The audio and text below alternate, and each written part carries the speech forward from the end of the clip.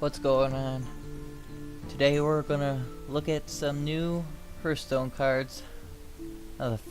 These are from what I think are worst to best. The worst one I think out of today's batch is Whiz Bang the Wonderful. I think this card's gonna be fun, but you're not gonna ever play this card if you want to win. Now, what it says is you start the game with one of Whiz Bang the Wonderful's deck. Now, what it means is when you start the game, Whiz Bang replaces your hero and deck. Each game you get one of 18 decks made up of one random, currently available deck recipe. So you might be asking yourself, what's a deck recipe? Alright, well, if we go into collections and click start new deck, just click any random hero, doesn't matter, they're all like this. Right here they are. 1, 2, 3, that's 3 deck recipes. So it's gonna be one of the pre-made decks that they bring out. Every class has one. Every class has 3, I mean. So this card's gonna definitely be fun. It's gonna give you multiple decks to play if you don't have a very big collection.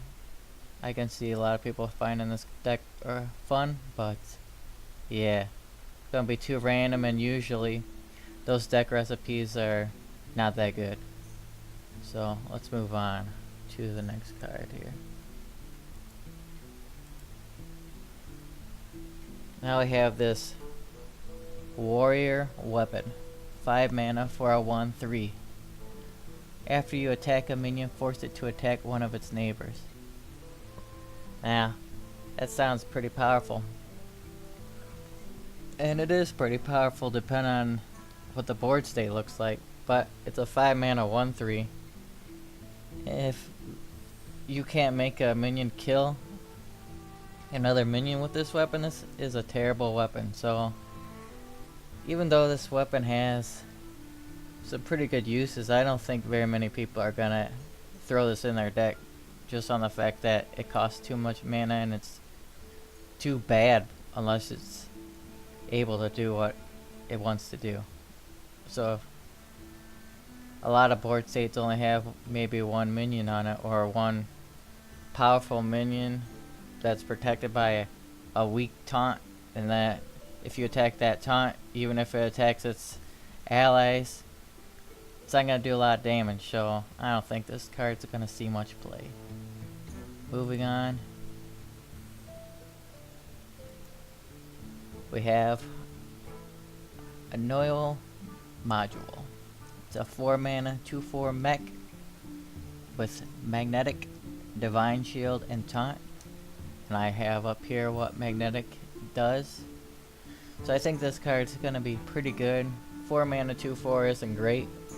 It's pretty bad stats for 4 mana, but it has divine shield, and that's pretty valuable. And it's got magnetic, and it's a mech. So I think all these things work together to make this card pretty good. This is also a paladin class card, so a lot of times we know they like to make class minions pretty good. So I have a feeling if paladins use magnetics, this card's gonna see play. Now we have a Druid, 10 mana, rush, costs 1 less for each friendly treant that died this game. 8/8 mech. Now this has quite a few things going for it. First, it has rush, which is pretty nice. If you don't know what rush does, when you play this card, it has haste, which lets it attack right off the bat. Usually cards cannot attack once the same turn they are played, so this will allow you to attack a minion that's in play. Now it costs 10 mana, but this cost is reduced by 1 every time you have a friendly treant die this game, so it could go down to quite a reasonable mana cost, which could allow you to combo quite a few things, because if you look at the bottom, it has mech. Now, I haven't seen a druid magnetic card, but we have seen a legendary magnetic card with all kinds of crazy keywords on it for only 5 mana. And this, if you get it costing low enough, could add 8/8 to that. That's pretty nice. So I think this card's gonna be slightly better than this Annoy-o, but we'll see. Next we have 3 mana, summon 2/2 Treants. I think this card is gonna see play. 3 mana for 4/4. That's pretty good. I also think that you're gonna need this card if you want to play the previous card here. So I think this has the ability to be a defining card, and that's why I have it rated higher.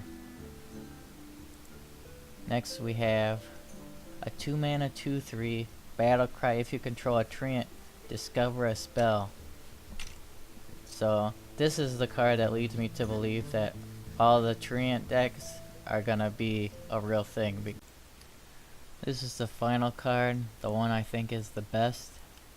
Druid Legendary, 4 mana 3/4. While in your hand, this is a 3/4 copy of the last minion you played. Now, Druid is very good at combos with the Moonfires and stuff with Malygos.